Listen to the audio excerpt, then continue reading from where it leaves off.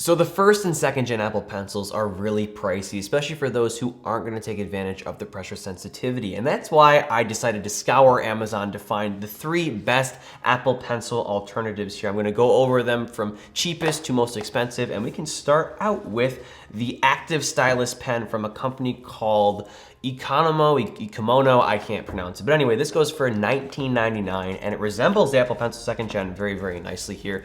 From the box, first and foremost. I mean, it's not identical, but it's the one that looks the most similar. So let's pull this out here. And right off the bat, you can see it looks a lot like the Apple Pencil 2nd Gen. It has a flat side here. It's very matte. It also has a power button. The common theme with these styluses is that they have to be powered in order to interact with the iPad Pro's display a certain way, and they don't connect via Bluetooth. It charges via some sort of proprietary connector. I think it's more common than I think, but it's a small sort of like, I don't know, cylindrical one at the top here, so it's away. And you have a little nice plastic tip here. I think you can detach this, but it is much smaller compared to the actual 2nd Gen's tip here, probably because it doesn't have pressure sensitivity. But anyway, you can just immediately use it so long as you don't have an Apple Pencil connected, but you wouldn't have one anyway, so that's not gonna be an issue.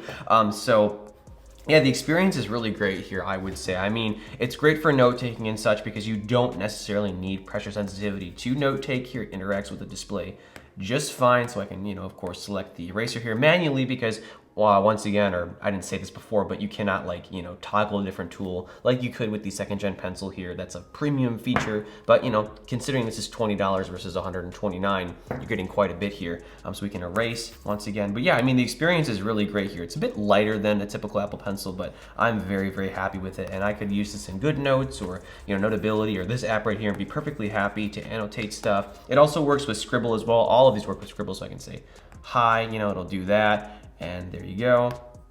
So we can do that here. But yeah, and it also allows you to interact with the UI just like you would with the Apple Pencils. So yeah, once again, $20, it charges at the top.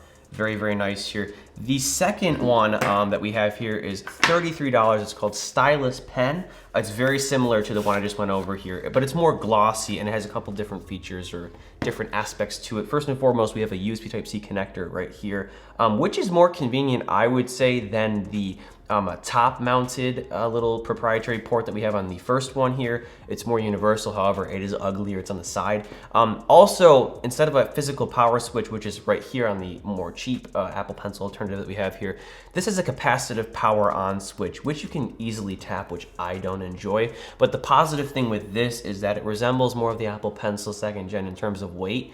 I actually have a friend here who's shooting this who said the same thing.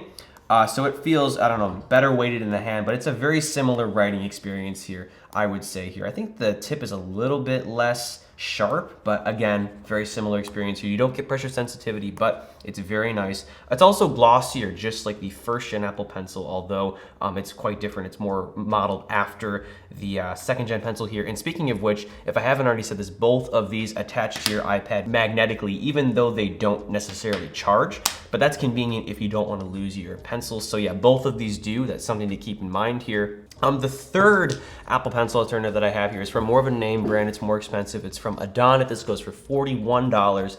And I really like this. It's not like an Apple Pencil in terms of its design, but of course it functions similarly with, the pressure sensitivity feature not being there, of course. That's the common theme here.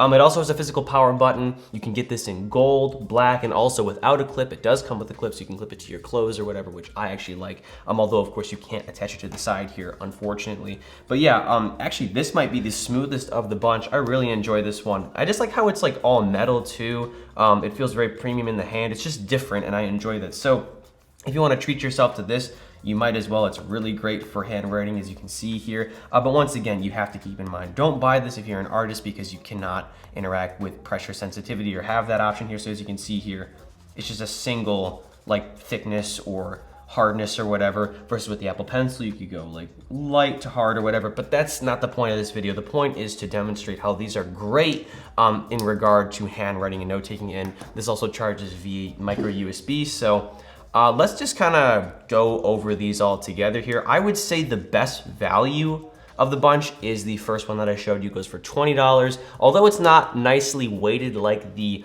one from Jake, that I forgot to say the brand name, but it's another weird one.